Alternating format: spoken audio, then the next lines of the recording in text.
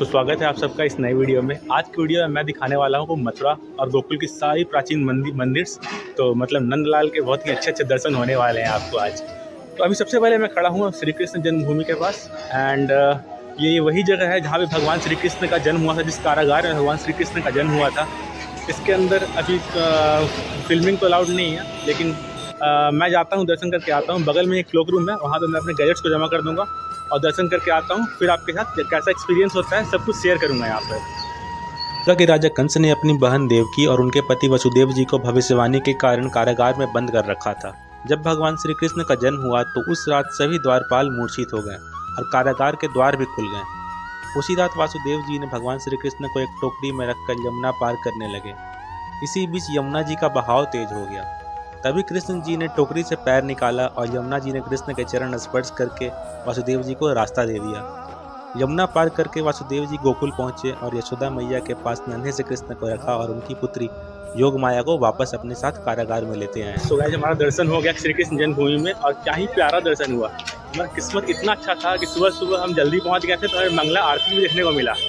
And मंदिर का जो मेंटेनिंग कमेटी जो है उसका मैं बहुत तारीफ करना चाहूँगा कि जिस तरह का हाइजीन, जिस तरह का मेंटेनेंस था, दैट वाज जस्ट वाओ। और मंदिर के गर्भगृह में सारी पेंटिंग्स से बनाई हुई थी कि जैसे जब भगवान श्री कृष्ण अवतरित हुए थे उस टाइम सारी देवी देवता आकाश से उनको देख रहे थे और सारा आशीर्वाद वगैरह दे रहे थे। तो ये सारी चीज़ें तो देख करके मतलब बहुत अच्छा लगा।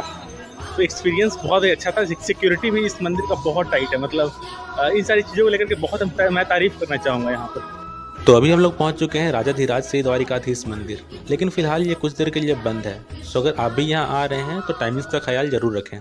द्वारकाधीश मंदिर सब में पहले खुलता है 6:30 बजे मंगला का दर्शन। अच्छा। उसके बाद में 7 बजे बंद हो जाता है। अच्छा। 7:40 में खुलता है, 7:55 में बंद हो जाता है। उसके बाद 8:25 खुलता है, 8:40 बंद होता है। उसके बाद में रात को खुलेगा 10 से 11। 10 से 11 जी। तो हमारा दर्शन कब होगा? दोबारा शाम को 4 बजे खुलेगा। फिर 5:40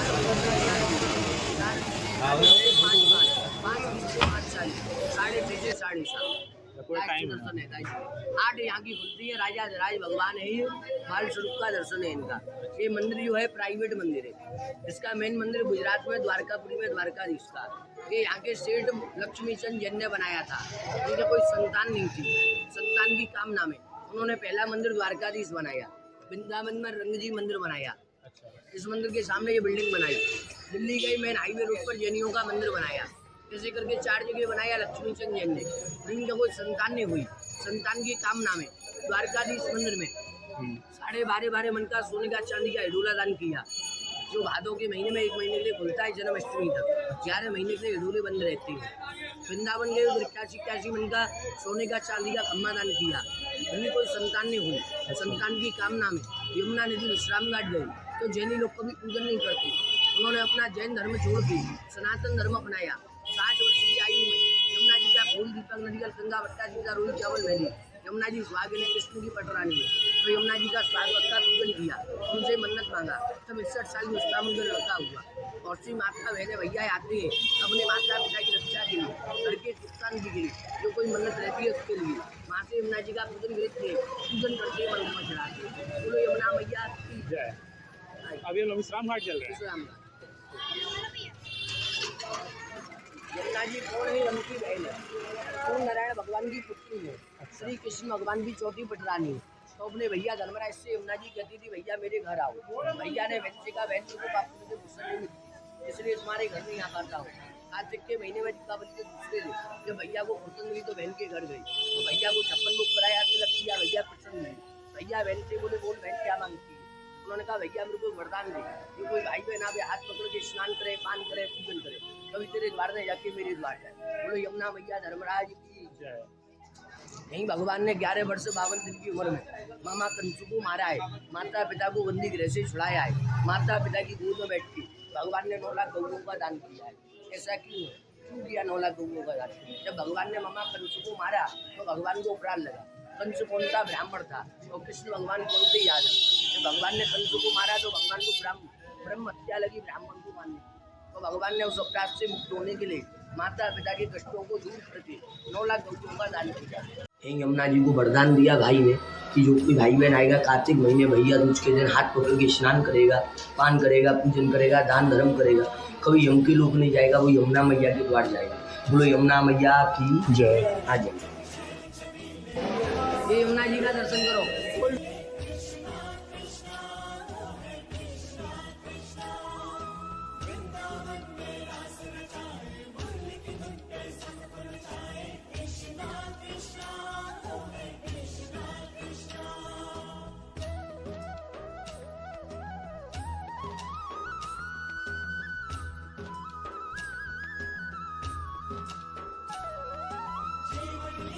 तो गाइस अभी जहाँ हम लोग खड़ा हैं इस जगह को विश्राम घाट बोलते हैं। मान्यता कुछ ऐसा है कि कंस वध के बाद भगवान श्री कृष्ण अपने बड़े भाई बलराम जी के साथ आकर के यहाँ पर उन्होंने विश्राम किया था।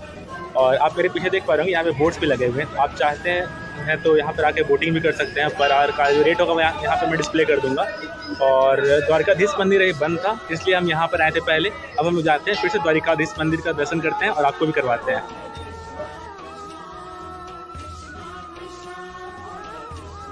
तो हम लोग फिर से पहुंच चुके हैं द्वारिकाधीश मंदिर। भगवान श्री कृष्ण ने द्वारिका नगरी बसाई थी और यहाँ के राजा भी बने थे, इसलिए उन्हें द्वारिकाधीश भी कहा जाता है। गुजरात के द्वारिका धाम में इसका मेन मंदिर है। अमूमन आपने हर कृष्ण मंदिर में राधा कृष्ण के दर्शन किए होंगे, लेकिन यहाँ आपको दर्शन होंगे द्वारिका की रानी रुक्मिणी जी के। साथ ही साथ आपको बलराम जी के भी दर्शन करने को मिलेंगे।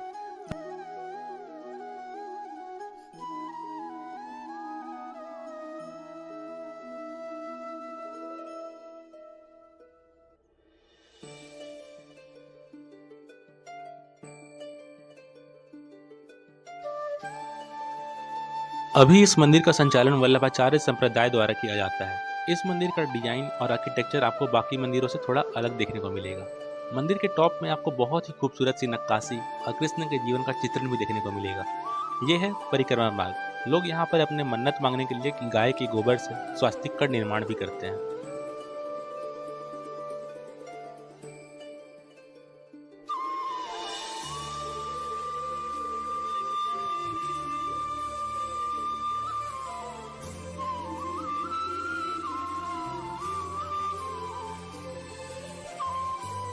तो हमारा द्वारिकाधीश टेम्पल में भी दर्शन हो गया, अच्छे से ही दर्शन हो गया क्योंकि भीड़ वहाँ बहुत ज़्यादा नहीं था।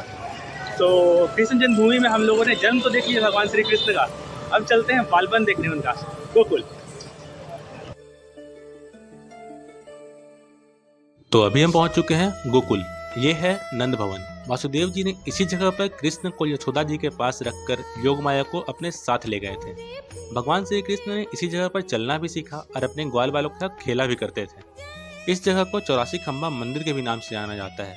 कहते हैं इनमें से 4 खंभों का निर्माण स्वयं ब्रह्मा जी ने किया है और बाकी 80 खंभों का निर्माण विश्वकर्मा जी ने किया है। हालांकि अगर आप गिनना चाहोगे तो ये कभी भी 84 नहीं आएंगे, कभी ये 2-4 कम तो कभी ये 2-4 ज्यादा ही आएंगे। छोटे से कान्हा ने इस जगह पर अपने बालपन के 2 साल 3 दिन यहाँ गुजारे और अनेक असुरों और राक्षसों का उद्धार भी किया।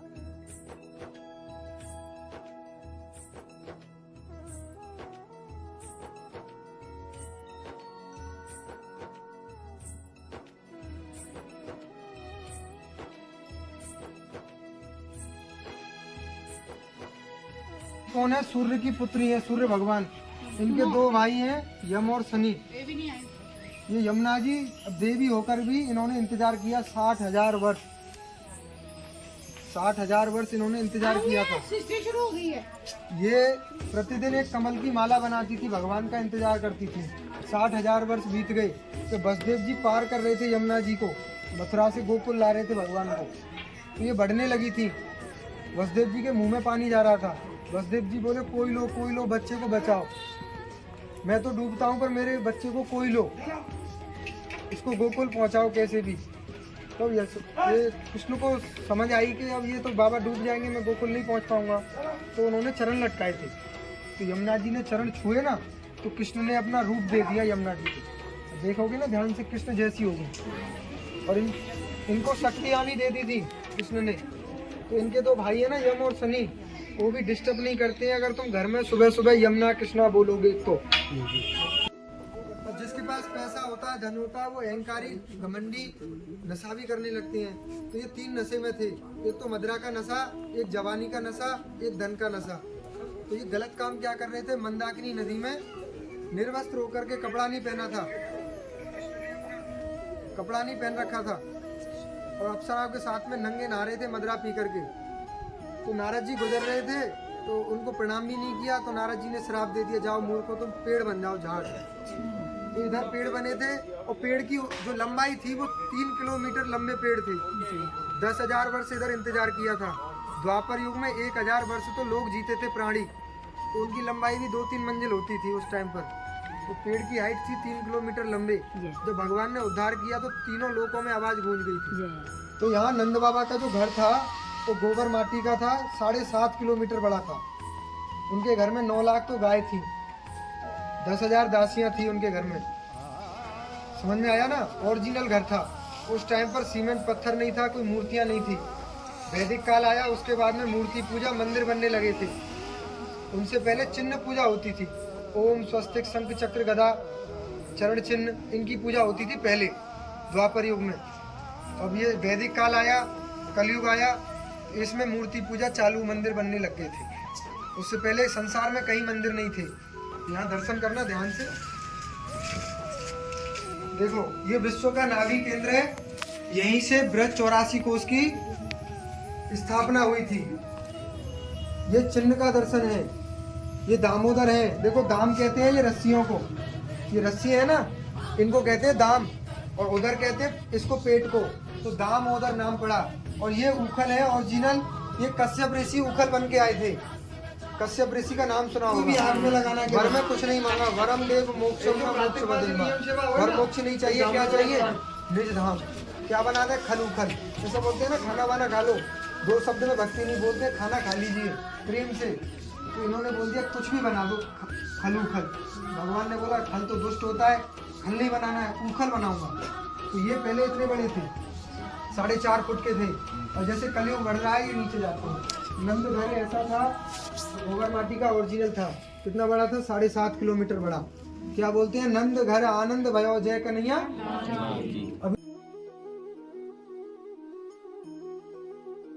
सो गाइस, अभी मैं जिस जगह पे खड़ा हूँ ये वही जगह है जहाँ पर भगवान श्री कृष्ण ने अपने बाल स्वरूप में मिट्टी खाई थी। एक बार की बात है जब यशोदा माँ यहाँ पे कपड़ा धोने आई थी, साथ में कान्हा को भी यहाँ लाई थी। यशोदा माँ खुद तो कपड़ा धोने चली गई, कान्हा को एक जगह पे बैठा करके, और कान्हा वहाँ पर बैठकर मिट्टी खाने लगी। जैसे ही यशोदा माँ ने देखा कि कान्हा मिट्टी खा रहा है, वो कान्हा के पास गई और उन्होंने पूछा कि कान्हा तू मिट्टी खा रहा है? तो भगवान श्री कृष्ण ने बोला कि ना मैया, मैं तो नहीं खा रहा।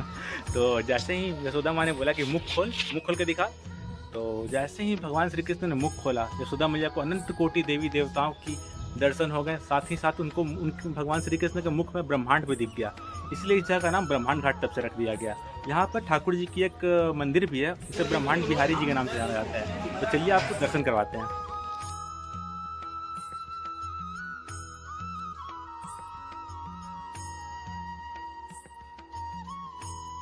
ब्रह्मांड बिहारी जी का प्रसाद आज भी मिट्टी से बने हुए लड्डू ही हैं।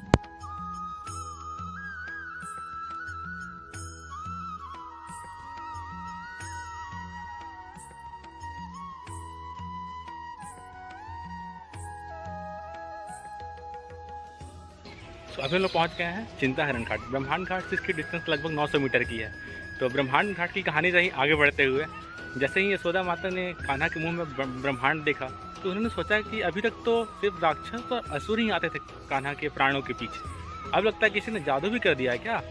इन्हीं सारी चिंताओं में घिर कर यशोदा मैया भगवान शिव को याद करने लगते हैं। तभी महादेव वहाँ पर प्रकट होते हैं और यशोदा मैया की चिंताओं को हरते हैं। इसीलिए यहाँ पर इस घाट का नाम चिंता हरण घाट भी है। और यहाँ पर एक मंदिर ही बना हुआ है भोलेनाथ का, उनका नाम है यहाँ पर चिंता हरण महादेव। तो चलिए आपको दर्शन करवाते हैं महादेव के। Let's go.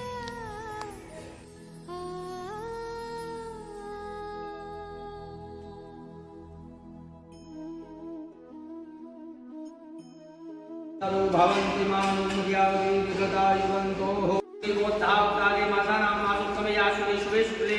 तो हम लोग अपने नेक्स्ट डेस्टिनेशन में पहुंच गए हैं, रमन रेती आश्रम। लेकिन उससे पहले मैं आपको कुछ दिखलाता हूँ। यहाँ पर बहुत सी एक डियर सेंचुरी सा है, यहाँ पे बहुत सारे डियर हैं। तो आप अगर चाहो तो यहाँ पर कुछ खाना वाना भी खिला सकते हो। हम भी कुछ लेते हैं कुछ और इन लोगों को फीड करते हैं। बड़ा मज़ा आने वाला है।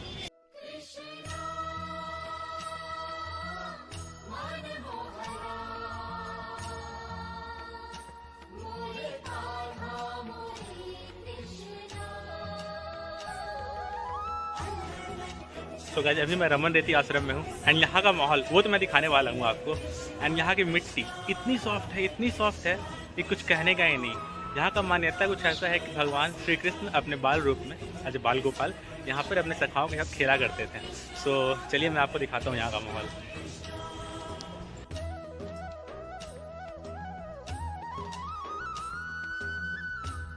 कहते हैं ये रमन रेती भगवान श्री कृष्ण की क्रीड़ा स्थली भी रही है। भगवान ने अपने बाल सखाओं के साथ यहाँ पर खेला है और इस रज में लोट भी लगाया है। ब्रज की रज की अपनी ही महिमा है। श्रद्धालु भी यहाँ आकर इस रज में लोट लगाते हैं। इस रज को ये वरदान है कि ये आपके शरीर में बिल्कुल भी नहीं चिपकती। अगर आप अपने कपड़ों को सिर्फ 1-2 बार झाड़ेंगे तो ये आपसे पूरी तरीके से अलग हो जाएगी।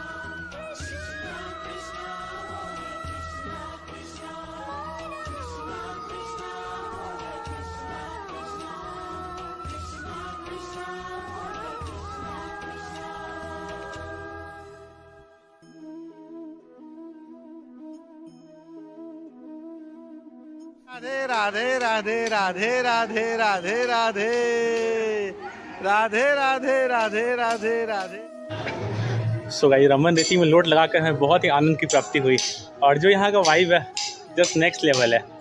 बहुत मज़ा आया और बहुत ही स्पिरिचुअल मज़ा आया मतलब। और यहाँ पर आप मेरे पीछे देख पा रहे हैं यहाँ पर ढेर से लाइन से ढेरों सारी कुटिया ही बनी हुई है ऋषि मुनियों के लिए। और सब पुराने ऋषियों पर लाइक ऋषि भारद्वाज, ऋषि कन्व, इन सारे के नाम पे हर कुटिया का नाम दिया गया है।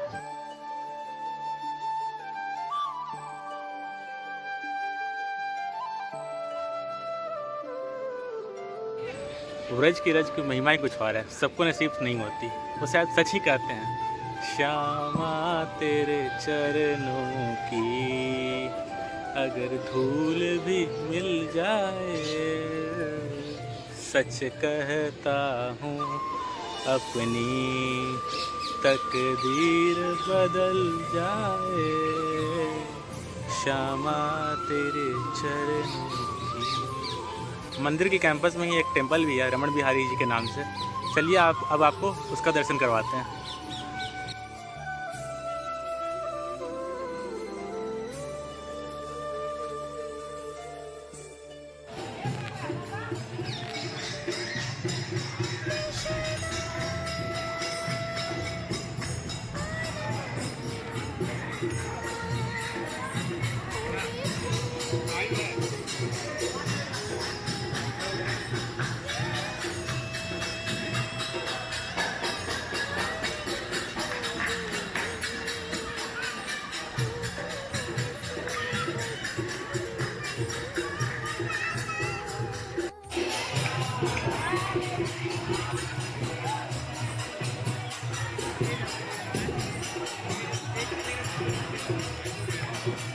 अगर आप यहाँ आ रहे हैं तो थोड़ा सा समय लेकर के ज़रूर आएं, क्योंकि इस जगह का वातावरण बहुत ही आनंदित होता है।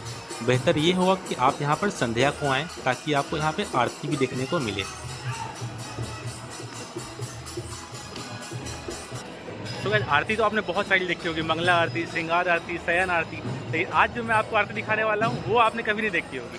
हाथियों के द्वारा आरती होती है यहाँ पे। रमन रेती आश्रम में हाथी करते हैं आरती।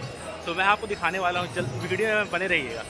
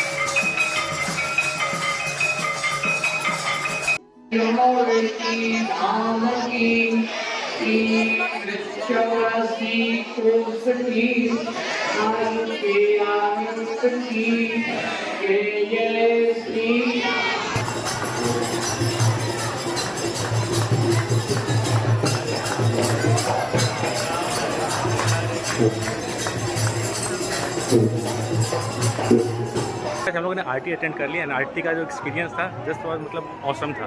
सो लेकिन अभी मुझे निकलना पड़ेगा क्योंकि मुझे वृंदावन जाना है। सो पता नहीं रात को मुझे यहाँ से कुछ कन्वीनियंस मिलेगा या नहीं मिलेगा। तो यहाँ से निकलते हैं और इस वीडियो को यहीं पर एंड भी करते हैं। सो अगर आपको हमारा वीडियो पसंद आया हो तो like comment and subscribe to my YouTube channel, और ऐसे ही और मज़ेदार दर्शन आपको करवाते रहेंगे। सो चैनल को सब्सक्राइब कीजिए और मिलते हैं नए वीडियो में, तब तक के लिए राधे राधे।